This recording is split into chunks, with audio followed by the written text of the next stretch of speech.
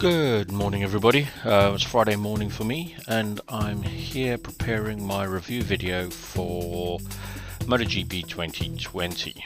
Now, to put into context where my review is coming from, my last MotoGP game that I played was 2015, so a considerable jump between 2015 to 2020 in the terms of the games themselves.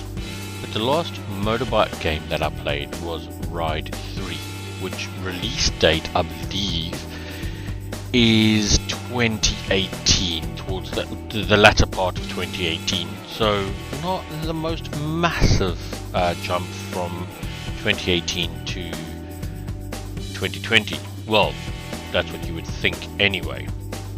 Right. So we move on to my initial impressions out of the box without changing any settings. I went into career mode, started the career with a Moto3 bike, which is the lowest class that you get in MotoGP, and found that my very first experience of riding was the control, the steering of the bike was just woeful. It was terrible. Now, don't get me wrong, right? This can be dialed out, which is the great part. You can change the settings in that. You can through the aids, like all of the simulation style of the game and stuff like that.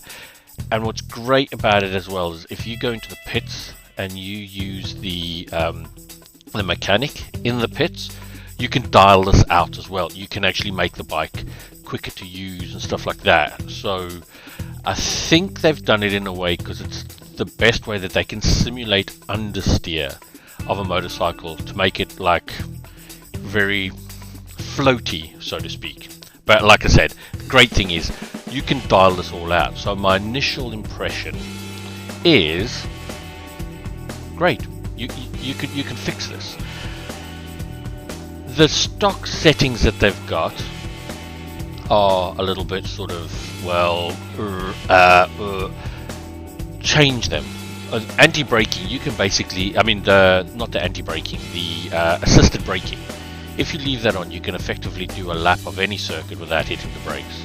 It is just so weird to use the brake assist that they put on, so I've turned that off. It makes life so much better, right?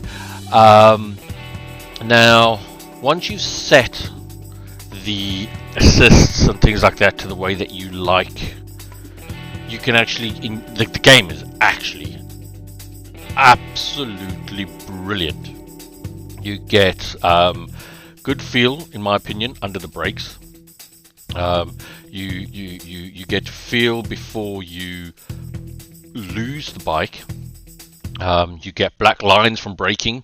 As I've mainly only ridden a Moto3 bike, I've not noticed any black lines under acceleration from sliding the rear end. You can drift quite nicely when you turn off the electronics. You can slide the bike quite nicely into corners and stuff like that. The graphics covering the bikes, the graphics are brilliant.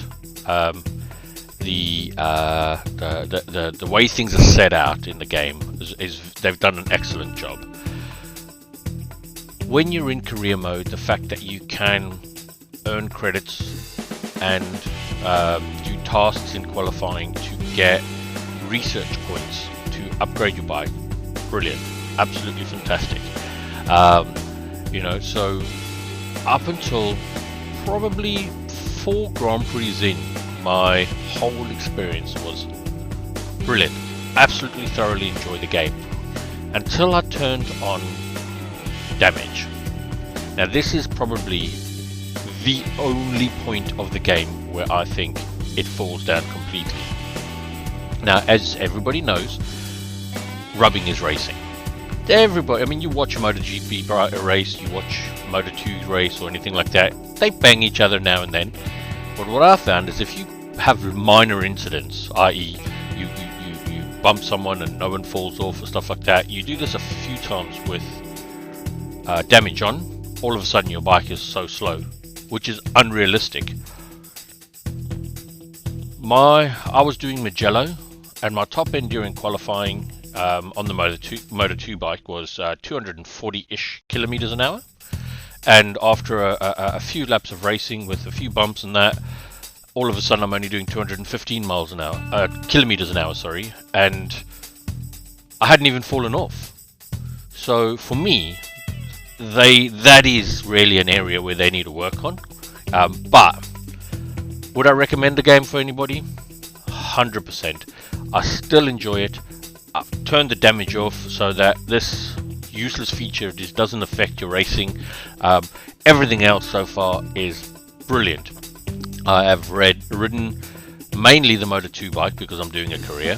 I've done a few time trials with the I'm doing the career with the Moto3 bike, the lowest one, the 250cc. I've done a few time trial days with the Moto2 bike, the Triumph Triple engine. They sound fantastic. They really sound like they're going faster than they are. The bike is a bit of an animal. And then also I've done a couple of time trial days with a MotoGP bike, which will take you a bit of getting used to. I will give you that. So all in all, I will tell you that go and get it, go and play it. It is an absolutely fantastic game, and I've got no issues recommending it to anybody. Well, hope to see you on the track someday, and enjoy the day.